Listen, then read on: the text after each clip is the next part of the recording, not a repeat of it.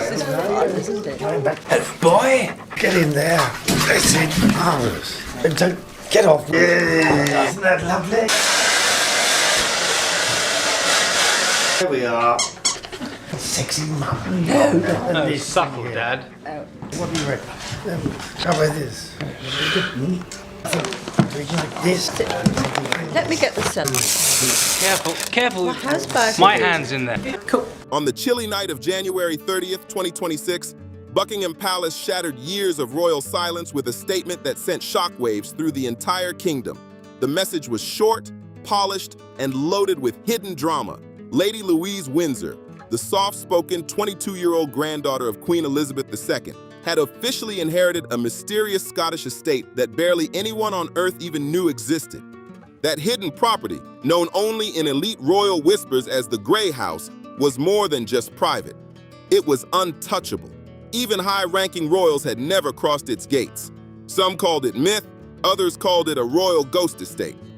But just when this quiet story could have stayed buried, everything flipped. Behind palace doors, Queen Camilla and the Parker Bowles clan had been secretly battling for weeks, trying to seize the Grey House for themselves. They brought in surveyors, hired top-tier lawyers, drew up plans, but it all collapsed spectacularly. Every scheme, every whisper, gone in one royal breath.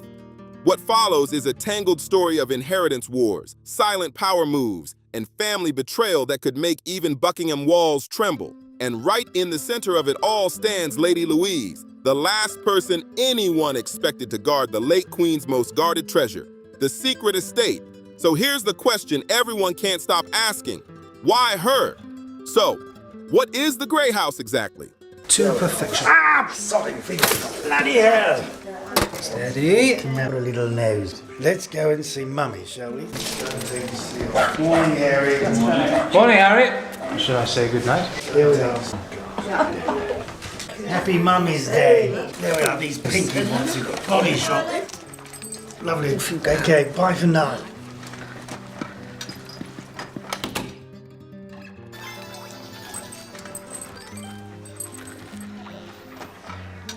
For more than 7 decades, this secret property has lived completely in the shadows. No photos, no media, not even a single official record tying it to the crown. Palace insiders only referred to it by a cold, cryptic code name, site fee. Most royals didn't even know it existed.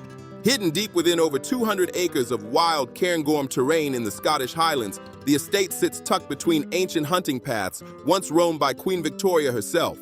It's remote, windswept, and practically invisible to the outside world, exactly how it was meant to be. This wasn't some fancy vacation home.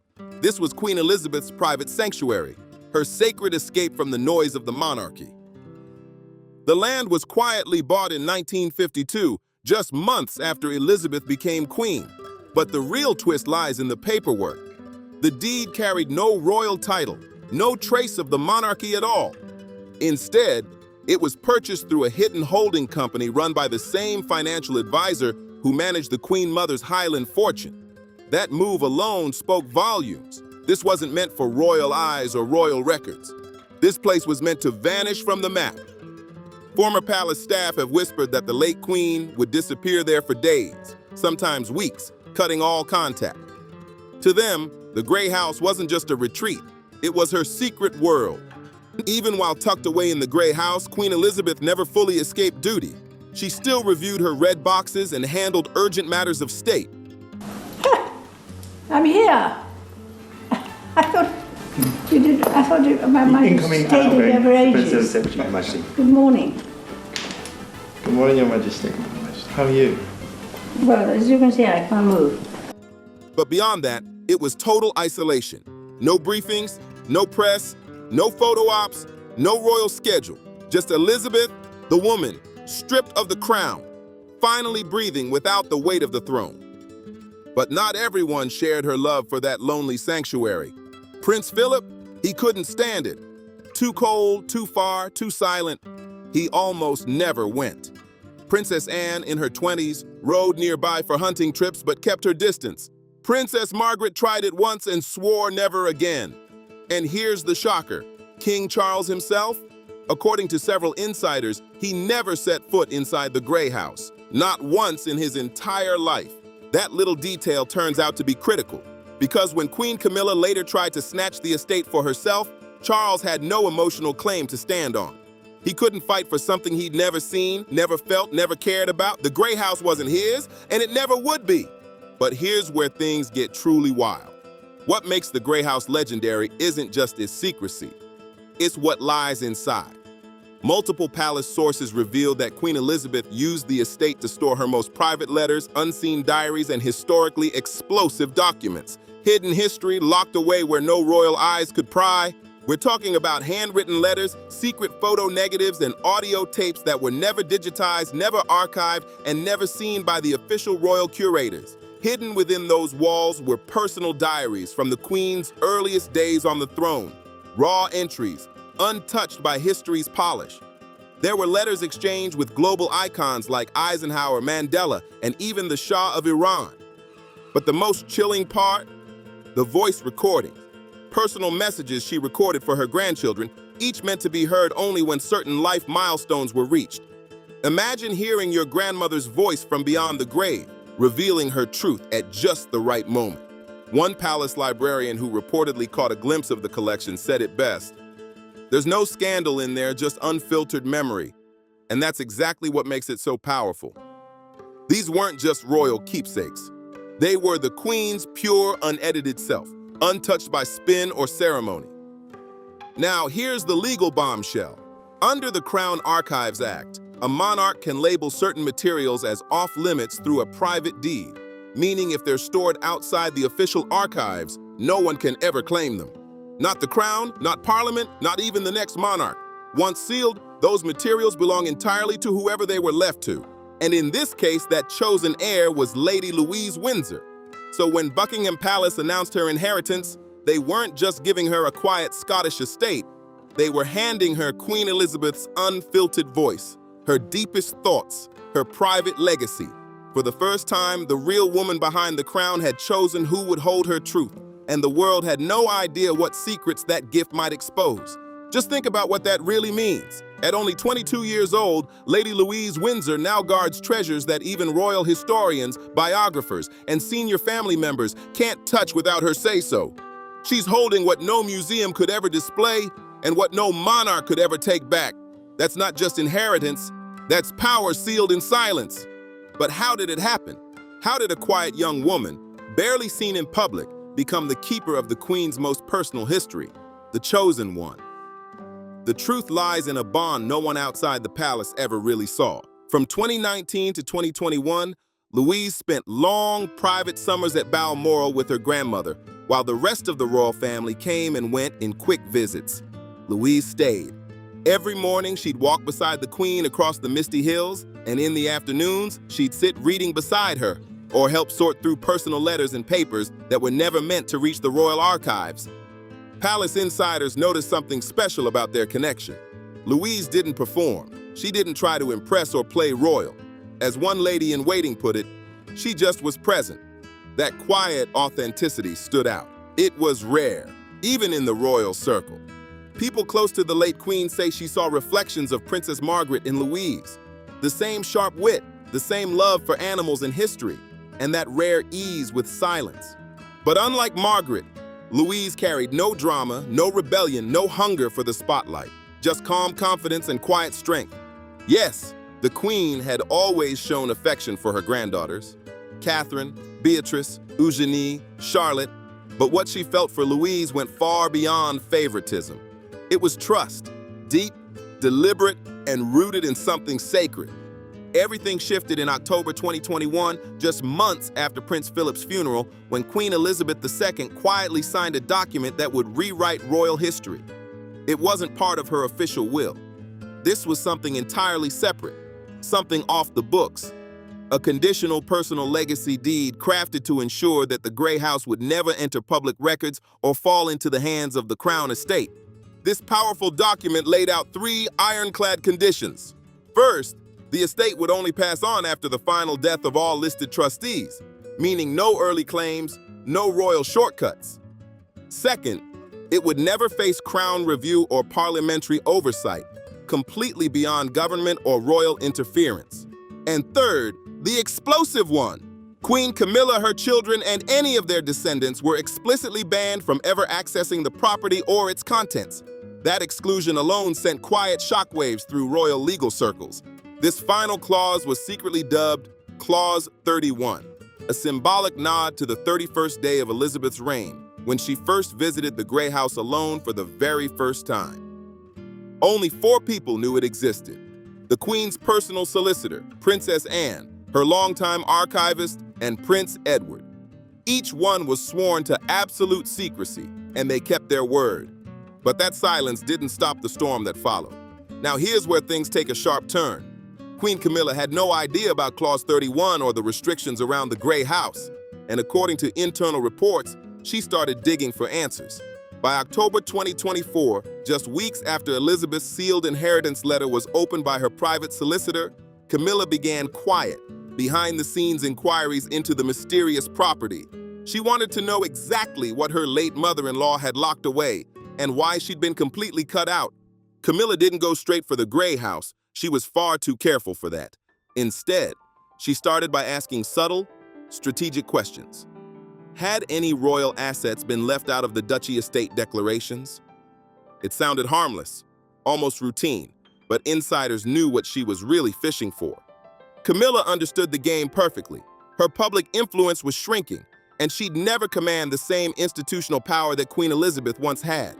So, if she couldn't rule through the throne, she'd rule through symbolism, property, and legacy. That was the real battlefield. By early January 2026, during a private audience at Burke Hall, King Charles's Scottish residence, Camilla finally made her move.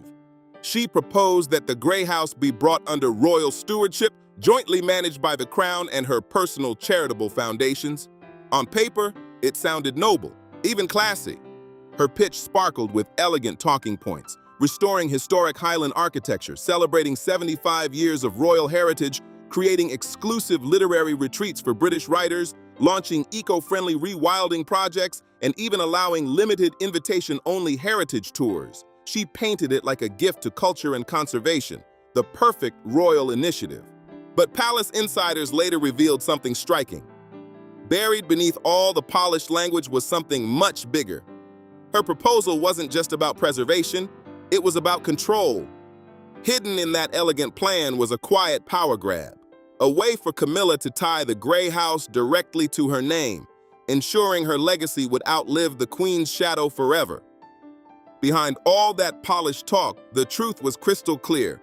Control of the Grey House meant far more than just owning a building. It meant proximity to Balmoral, one of the Crown's most sacred Scottish strongholds. It meant access to sensitive archives tied to royal history. And maybe most importantly, it meant stamping the Parker Bowles name onto one of Queen Elizabeth's most intimate sanctuaries. She wasn't asking for a cottage, one royal official said wryly. She was asking for geography, legacy, and leverage. And that's exactly what it was. A power play wrapped in pretty language. Here's where the story takes a shocking twist. Long before she even made her formal proposal, Camilla had already sent surveyors up to the Highlands under the innocent banner of environmental evaluation. Architectural consultants had drafted restoration budgets, and tourism specialists were quietly preparing ideas for exclusive heritage experiences, the kind you only hear about through private invitations.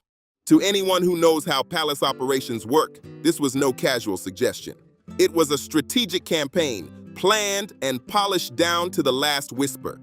King Charles, however, didn't shoot it down outright. Instead, he pulled the most royal move possible. He stalled. Meetings were delayed, legal advisors were looped in, and the Royal Estate Council was asked to re-examine property ownership structures that hadn't been touched since the early 1950s. Everything went into quiet review, giving the illusion of action while time conveniently slipped by. Then came January 12th, behind closed doors at a confidential session attended only by the king, his private secretary, and 2 senior constitutional advisors. That's when Charles finally drew his line. Not loud, not dramatic, but absolute. A soft word spoken like stone, an unmovable royal no. The verdict from King Charles came down clear as glass. The Grey House was not available for reassignment. Not now, not ever. But listen carefully to what he didn't say. He never once mentioned his mother's written instructions, never brought up Prince Edward's household, and never even uttered Lady Louise's name. Instead, he wrapped his decision in elegant legal phrasing, calling it a pre-existing private settlement beyond Crown review. According to one advisor, the tone was measured, calm, and royal, but absolutely final. Camilla, they say, kept her composure as she left the room, chin high, smile polite, but insiders revealed she was visibly shaken, because deep down, she already sensed what was coming next, the reveal. Just 3 days after Charles's quiet refusal, Buckingham Palace dropped a bombshell confirmation that rocked every royal corridor. The Grey House, that secret Highland sanctuary, had been left entirely to Lady Louise Windsor. Not to Prince Edward, not to a shared family trust, and not under any royal administration, but to Louise alone. According to the late Queen's private will, sealed back in October 2021, her youngest Wessex granddaughter was named sole and unrestricted owner of the entire estate. That meant everything. The buildings, the land titles, the archival collections, and even the staff contracts. Louise also inherited a perpetual right to refuse all public access, forever protecting the property from tourist eyes or royal intervention. And one haunting clause, now quietly circulating among senior courtiers, captures the Queen's intent in just one line. This house is to remain a refuge, not a monument. Think about how unusual this inheritance really was. The property didn't flow through Prince Edward, as tradition might suggest. It bypassed him entirely and went straight to his daughter, Lady Louise Windsor. In essence, it wasn't just a gift. It was like a modern-day royal dowry, an act of deep affection. And yes, a quiet but unmistakable sign of favoritism. But those who truly knew Queen Elizabeth II weren't shocked at all. To them, this was pure Elizabeth, calculated, protective, and fully prepared to make uncomfortable moves to safeguard what mattered most. She'd always played the long game, even when it meant leaving others stunned in her wake. For the Parker Bowles family, though, the announcement hit like a royal earthquake. Tom Parker Bowles had already been exploring plans for Highland culinary ventures and heritage partnerships, hoping to connect them to the area around the Grey House. Behind the scenes, tourism consultants had quietly been checking zoning laws and land use permissions near the estate, preparing for what they assumed was their upcoming involvement. Then, in one headline and one signature, everything vanished. Projects were scrapped overnight. The mood inside their circle shifted fast, from shock to disbelief to outright rage. One close family associate put it bluntly. To them, the message felt brutal. The Queen had drawn her final boundary, and they were on the wrong side of it. Phones lit up across London and Gloucestershire as calls flew between lawyers, advisors, and friends.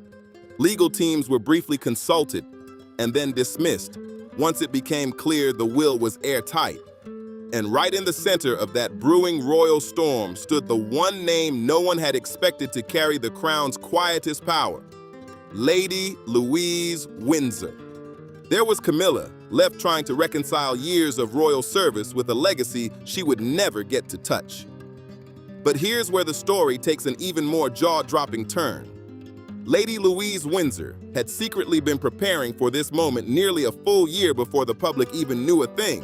While the palace stayed silent, Louise was quietly undergoing private training. Far from cameras, far from gossip, since mid-2025, she had been visiting the Grey House in total secrecy. Locals around Glenmore Village started whispering about mysterious visits, sightings later confirmed by multiple residents. She'd arrived dressed plainly, blending in with the crowd, accompanied only by a discreet female protection officer, and would stay for up to 5 days at a time. Officially, locals were told she was part of a university research team studying geographic history. But that was just the cover story. In reality, Louise was being personally trained by 2 former royal archivists and 1 senior legal advisor, experts who taught her how to catalog historic materials, manage estate staff, and secure private title claims tied to her grandmother's property. She knew this wasn't just a gift, one retired archivist later told Royal Insider. It was a stewardship, and she treated it that way from day one. That sense of duty, quiet, steady, unshaken, was exactly what the Queen had seen in her all along. And when the inheritance finally went into effect, it unfolded with royal subtlety. No press conference, no cameras, No shiny new title for Louise. The transition happened silently, almost invisibly, just as Queen Elizabeth would have wanted. What came next inside the Grey House would shake even the most seasoned royal historians. After Louise quietly took control of the estate, she began exploring the upper archives wing, a part of the house sealed since the late 1970s, untouched, unlit, and layered in decades of dust. Behind an oak-paneled door, she reportedly discovered a hidden vault, its lock sealed with the Queen's personal insignia, the same one used only on her private correspondence. When Louise and her small team finally gained access, they uncovered a collection unlike anything in royal record. Dozens of leather-bound journals, tape reels, and photographic slides marked only with coded initials and obscure dates. Among them were references to Project Heather and the Windsor letters, names never before mentioned in any official royal documentation. One archivist described the moment in disbelief. It felt like opening a time capsule meant for no one but her.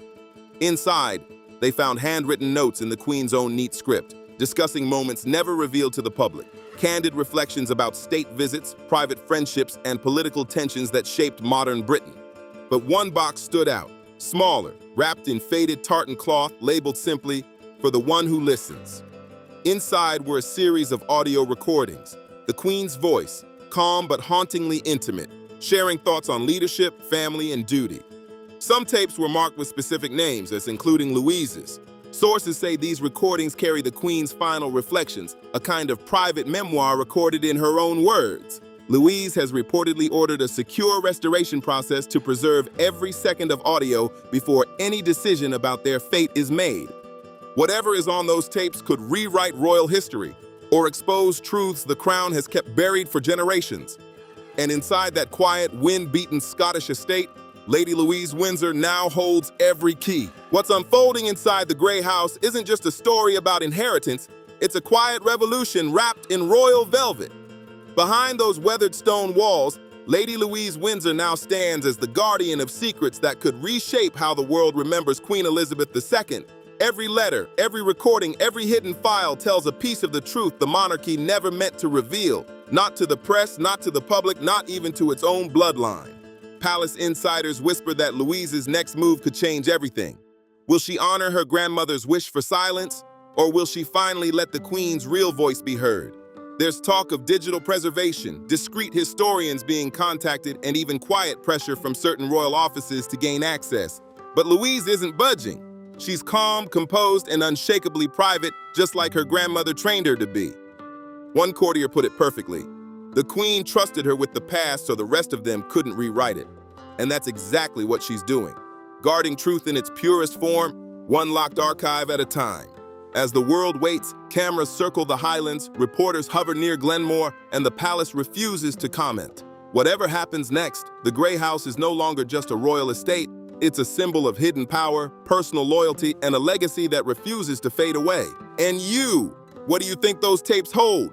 Do you believe the Queen left behind confessions, advice, or warnings? Could they expose long-guarded truths about the crown? If you've been following this royal mystery, don't miss what comes next. Like, subscribe, share, and drop a comment below. Tell us what you think the Grey House really hides. The story isn't over yet. It's only getting deeper.